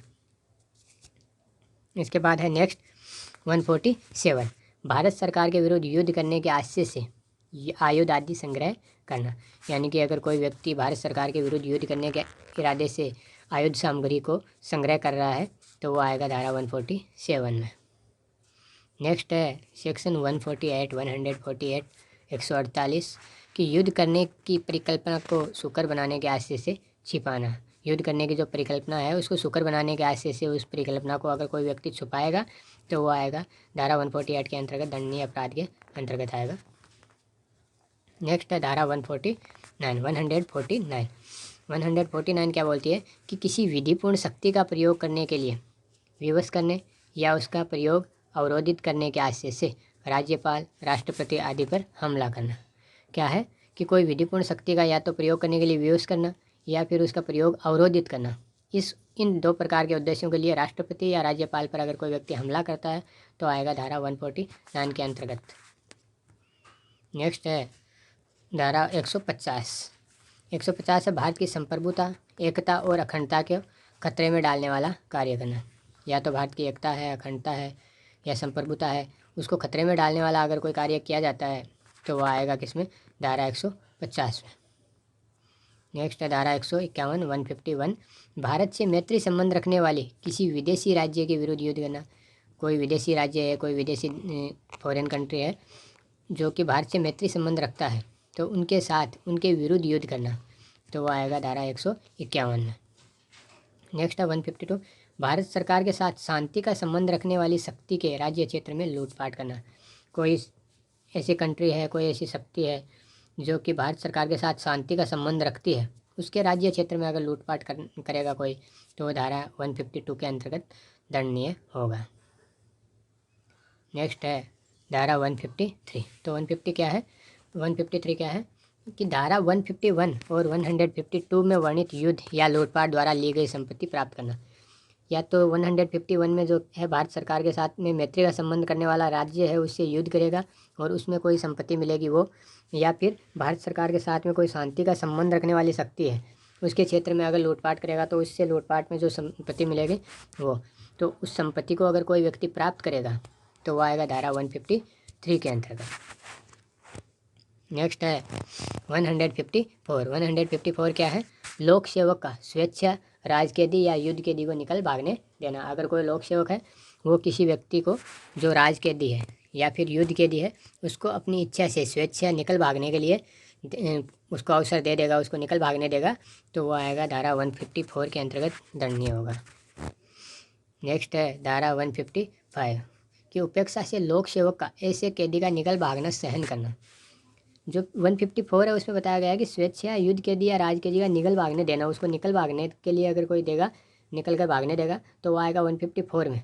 और अगर कोई भाग रहा है उसको निकल भागने को अगर वो सहन करता है, उपेक्षा कर देता है उसको भागने को, तो वो आएगा 155 में। अगर कोई निकल के भाग रहा है युद्ध कैदी या राज कैदी और उसको उपेक्षा से छोड़ देता है, निकल भागने देता है, तो वो आएगा 155 में। और इसकी लास्ट धारा है 156 कि ऐसे कैदी के निकल भागने में सहायता देना, उसे छुड़ाना या संश्रय देना। जो युद्ध कैदी या राज कैदी है इस प्रकार का अगर कोई है कैदी है उसको निकल भागने में या तो सहायता देता है या उसे छुड़ाता है या फिर उसको संश्रय आश्रय देता है, तो वो इस कैटेगरी में आएगा धारा 156 के अंतर्गत। तो इस प्रकार से हमारा चैप्टर 7 तक कंप्लीट हो जाते हैं। अब आगे है चैप्टर नंबर 8। चैप्टर 8 क्या है, सेना, नौसेना और वायुसेना से संबंधित अपराधों के विषय में। कोई भारतीय सेना है, भारतीय नौसेना है या फिर भारतीय वायुसेना है, इससे संबंधित जो भी अपराध होते हैं, जो अपराध होंगे उनके संबंध में क्या क्या व्यवस्थाएं की गई हैं, क्या प्रावधान किए गए हैं, वो हम पढ़ेंगे धारा 157 से। तो चैप्टर 8 की धारा पहली है 157। 157 क्या है, विद्रोह का दुष्प्रेरण या किसी सैनिक, नौसैनिक या वायुसैनिक को कर्तव्य से विचलित करने का प्रयत्न करना। या तो विद्रोह का दुष्प्रेरण करेगा सैनिकों से विद्रोह करवाने के लिए, या फिर कोई सैनिक है, नौसैनिक है या वायुसैनिक है उसको कर्तव्य से विचलित करने का अगर कोई प्रयत्न करेगा तो वो इस कैटेगरी में आएगा और धारा 157 के अंतर्गत दंडनीय होगा। नेक्स्ट है धारा 158 158 विद्रोह का दुष्प्रेरण यदि उसके परिणाम स्वरूप विद्रोह किया जाए। कोई व्यक्ति विद्रोह का दुष्प्रेरण करता है और उसके परिणाम स्वरूप अगर विद्रोह हो जाता है तो वो धारा 158 में आएगा। नेक्स्ट है धारा 159 सैनिक, नौसैनिक या वायुसैनिक द्वारा अपने वरिष्ठ अफसर पर जबकि वह अफसर अपने पद निष्पादन में हो हमले का दुष्प्रेरण। अगर कोई सैनिक है, नौसैनिक है या वायुसैनिक है वो अपने वरिष्ठ अधिकारी के ऊपर, जब वो वरिष्ठ अधिकारी है वो अपने पद निष्पादन में हो, अपना कार्य कर रहा हो तो उसमें हो तब हमले का दुष्प्रेरण, तो आएगा 159 में। नेक्स्ट है 160 ऐसे हमले का दुष्प्रेरण यदि हमला किया जाए। अगर जो ये ऊपर बताया गया जो हमला है उसका दुष्प्रेरण किया और उसके परिणाम स्वरूप हमला हो जाता है अगर, तो वो आएगा धारा 160 में। पहले 157 में दुष्प्रेरण किया गया था और 158 में दुष्प्रेरण के परिणाम स्वरूप विद्रोह हो गया था। इसी प्रकार से 159 में दुष्प्रेरण किया गया हमले का और 160 में क्या हो गया, हमला हो गया है, तो उसके संबंध में उपबंध है। नेक्स्ट है धारा 161। 161 क्या है, सैनिक, नौसैनिक या वायुसैनिक द्वारा अभित्यजन का दुष्प्रेरण। अभित्यजन का अगर कोई दुष्प्रेरण करता है तो इस कैटेगरी में आएगा। नेक्स्ट है 162 अभित्याजक को संश्रय देना। जो अभित्यजन जिसने किया है उसको अगर कोई व्यक्ति संश्रय देता है, उसको आश्रय देता है, तो वो आएगा 162 में। नेक्स्ट है 163 मास्टर की उपेक्षा से किसी वाणिज्यिक जलयान पर छिपा हुआ अभित्याजन। मास्टर की उपेक्षा से क्या होता है, कोई वाणिज्यिक जलयान है उस पर अगर कोई अभित्याजक है वो छुपा हुआ रह जाता है तो उसके लिए सज़ा का प्रावधान किया गया है 163 में। नेक्स्ट है 164। 164 क्या है, सैनिक, नौसैनिक या वायुसैनिक द्वारा अंधहीनता के कार्य का दुष्प्रेरण। जो सैनिक है या फिर नौसैनिक है या फिर वायुसैनिक है उसके द्वारा अंधहीनता के कार्य का अगर वो दुष्प्रेरण करता है तो आएगा धारा 165 4 में, धारा 165 कुछ अधिनियमों के अधीन व्यक्ति, जो अधिनियम है जैसे वायुसेना एक्ट है, नवल एक्ट है, आर्मी एक्ट है, इनके अंतर्गत, इन अधिनियमों के अंतर्गत अधीन व्यक्ति, तो वो बताया गया इसमें। और इसकी लास्ट धारा है धारा 166, सैनिक, नौसैनिक या वायुसैनिक द्वारा उपयोग में लाई जाने वाली पोशाक पहनना या टोकन धारण करना। जो सैनिक हैं, वायुसैनिक हैं या फिर नौसैनिक हैं, उनके द्वारा जो पोशाक पहनी जाती है या फिर जो टोकन धारण किए जाते हैं, उनको पहनना या उनका टोकन धारण करना, तो उनके द्वारा जो अपराध होता है उसके संबंध में। तो इस प्रकार से चैप्टर 8 है, सेना, नौसेना या वायुसेना से संबंधित जो भी अपराध है उनके विषय में। अब नेक्स्ट चैप्टर है चैप्टर 9। चैप्टर 9 है निर्वाचन संबंधी अपराधों के विषय में। निर्वाचन के संबंध में जो भी अपराध होंगे उनके विषय में क्या प्रावधान किए गए हैं, तो वो आएंगे सारे इस चैप्टर 9 में। चैप्टर 9 है धारा 167 से 175 तक। तो देखो 167 में क्या है, अभ्यर्थी निर्वाचन अधिकार परिभाषित। इसमें पहली धारा में अभ्यर्थी और निर्वाचन अधिकार की परिभाषा दी गई है। इसमें समझाया गया है कि अभ्यर्थी कौन होगा और निर्वाचन अधिकार क्या होगा, इनकी डेफिनेशन दी गई है। नेक्स्ट है 168, 168 में बताया गया है रिश्वत। रिश्वत क्या होती है, कब रिश्वत में आएगा कोई कार्य, तो इसके बारे में उत्पन्न किया गया है। नेक्स्ट है 169। 169 क्या है कि निर्वाचनों में असम्यक असर डालना। जो निर्वाचन है उनमें असम्यक असर डालना कब कहा जाएगा, किस प्रकार से असम्यक असर डाला जाएगा। नेक्स्ट है 170, निर्वाचनों में प्रतिरूपण। निर्वाचन है उनमें अगर प्रतिरूपण किया जाता है तो क्या प्रतिरूपण क्या है, किस प्रकार किया जाता है, और अगर प्रतिरूपण किया जाता है तो उसके लिए क्या क्या प्रबंध किए गए हैं, वो बताया गया है धारा 170 में। नेक्स्ट है 171, रिश्वत के लिए दंड। जो रिश्वत हमने 168 में पढ़ा है, अगर रिश्वत का अपराध किया जाता है, रिश्वत ली जाती है या दी जाती है, तो उसके दंड का उत्पन्न किया गया है धारा 171, 171 में। नेक्स्ट है 172, निर्वाचनों में असम्यक असर डालना या प्रतिरूपण के लिए दंड। तो असम्यक असर डालने की धारा कौन सी है, 169, और प्रतिरूपण वाली धारा है 170। तो 169 और 170 के अंतर्गत अगर कोई अपराध किया जाता है तो उसका दंड दिया जाता है 172 में। नेक्स्ट है 173, निर्वाचनों के सिलसिले में मिथ्या कथन। जो निर्वाचन है उनके सिलसिले में अगर कोई मिथ्या कथन कहा जाता है तो उसके संबंध में क्या बंद किए गए हैं। नेक्स्ट है 174, निर्वाचन के सिलसिले में अवैध संदाय। अगर निर्वाचन के संबंध में कोई अवैध संदाय कर देता है, अवैध संदाय किया जाता है, तो उसके संबंध में क्या उपबंध किए गए हैं। और निर्वाचन से संबंधित जो चैप्टर है उसकी लास्ट धारा है 175, 175, निर्वाचन लेखा रखने में असफलता। अगर निर्वाचन लेखा रखने में असफल रहता है तो उसके लिए क्या क्या उपबंध किए गए हैं। तो इस प्रकार से हमारा चैप्टर नंबर 9 धारा 167 से 175 तक कंप्लीट हो जाता है। अब हम आगे देखेंगे चैप्टर नंबर 10। चैप्टर 10 है सिक्कों, करेंसी नोट, बैंक नोट और सरकारी स्टाम्पों के संबंधित अपराधों के विषय में। जो सिक्के हैं, करेंसी नोट हैं, बैंक नोट हैं और सरकारी स्टाम्प हैं, इनके संबंध में अगर कोई अपराध कारित किया जाता है तो उनके विषय में क्या क्या उपबंध किए गए हैं उनके बारे में हम यहाँ पे पढ़ेंगे। तो सबसे पहले हम देखेंगे, सबसे पहला है धारा 176, सिक्कों, सरकारी स्टाम्पों, करेंसी नोट या बैंक नोट का कूटकरण। सबसे पहले क्या बताया गया है कि 176 में कि सिक्के हैं, सरकारी स्टाम्प हैं, करेंसी नोट हैं या फिर बैंक नोट हैं, इनका कूटकरण क्या है, किस प्रकार से कूटकरण किया जाता है और इसके संबंध में क्या क्या उपबंध किए गए हैं वो बताया गया है 176 में। वन है। नेक्स्ट है 177, कूटरचित या कूटकर सिक्के, सरकारी स्टाम्प, करेंसी नोट या बैंक नोट को असली के रूप में उपयोग करना। जो कूटरचित है या कूटरचित सिक्के हैं, कूटकर सिक्के हैं वो, या सरकारी स्टाम्प हैं या फिर करेंसी नोट हैं या फिर बैंक नोट हैं, उनको असली के रूप में उपयोग किया जाता है, तो उनके संबंध में क्या प्रावधान किए गए हैं। नेक्स्ट है 178, कूटरचित या कूटकर सिक्के, सरकारी स्टाम्प, करेंसी नोट या बैंक नोट को कब्जे में रखना। क्या है कि कूटरचित या कूटकर सिक्के हैं या सरकारी स्टाम्प है या करेंसी नोट या बैंक नोट है, इनको कब्जे में अगर रखा जाता है, कोई व्यक्ति कब्जे में रखता है, तो उसके संबंध में क्या उपबंध किए गए हैं वो आएगा धारा 178 में। नेक्स्ट है धारा 179, लिखित या कूट रचना के लिए सामग्री या कूटकर सिक्के, सरकारी स्टाम्प, करेंसी नोट या बैंक नोट बनाना या कब्जे में रखना। इसके लिए इन सारी चीज़ों को या तो बनाएगा या फिर कब्जे में रखेगा, तो आएगा धारा 179 के अंतर्गत। नेक्स्ट है धारा 180। 180 है करेंसी नोट या बैंक नोट के सदृश दस्तावेज बनाना या उपयोग करना। करेंसी नोट या बैंक नोट के सदृश मतलब उनसे सिमिलर कोई या तो दस्तावेज बनाएगा या फिर उपयोग करेगा, तो आएगा वो धारा 180 में।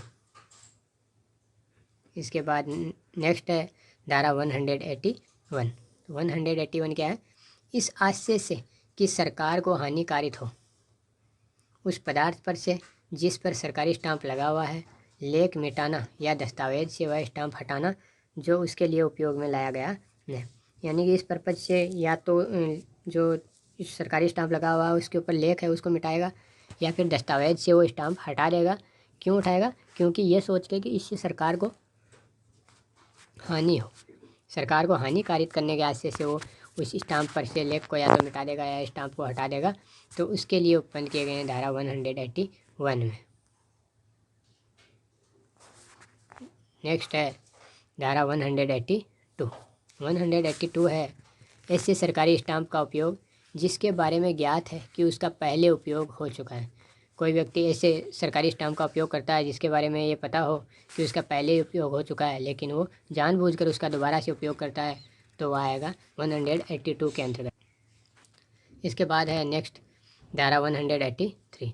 183 है स्टाम्प के उपयोग किए जा चुकने के द्योतक चिन्ह को छीलकर मिटाना। अगर मान लो कोई स्टाम्प है उसका उपयोग कर लिया गया है और उसके ऊपर कोई इस प्रकार का चिन्ह लगाया गया है तो उसको छील के मिटा देता है अगर कोई व्यक्ति, तो वो इस कैटेगरी में आएगा।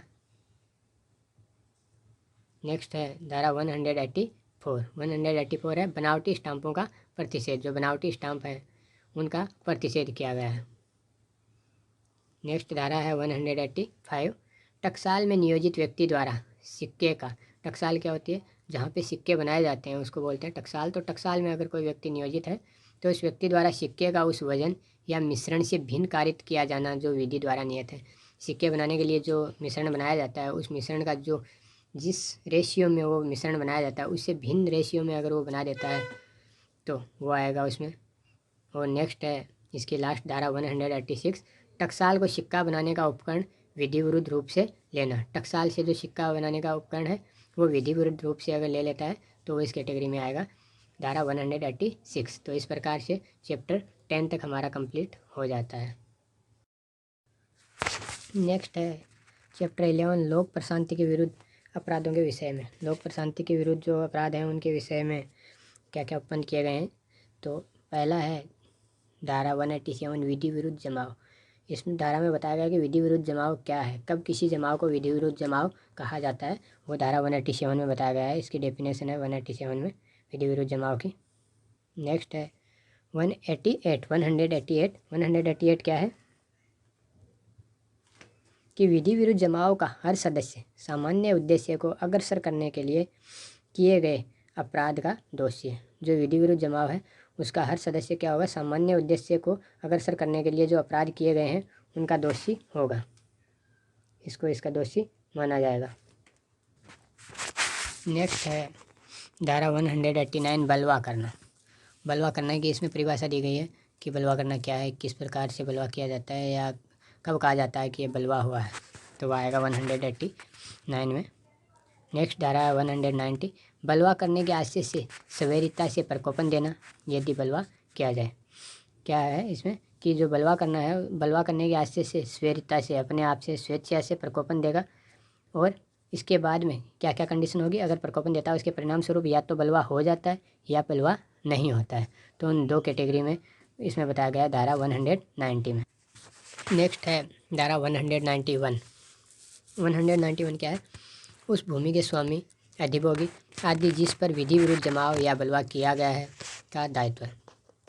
अगर कोई भूमि है उसका स्वामी और उसके अधिभोगी के क्या दायित्व होंगे यदि उस भूमि पे विधि विरुद्ध जमाव किया गया है या फिर बलवा किया गया है, तो उसके दायित्वों के बारे में बताया गया। नेक्स्ट है 192 दंगा।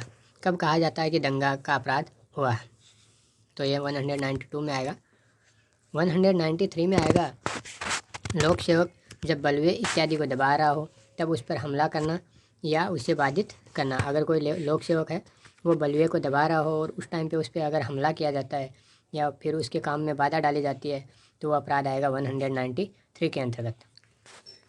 नेक्स्ट है धारा 194, धर्म, मूल वंश, जन्म स्थान, निवास स्थान, भाषा इत्यादि के आधार पर विभिन्न समूहों के बीच शत्रुता का संप्रवर्तन और सौहार्द बने रहने पर प्रतिकूल प्रभाव डालने वाले कार्य। अगर इस प्रकार से इन आधारों पे अगर किया जाता है तो वो आएगा धारा 194 के अंतर्गत।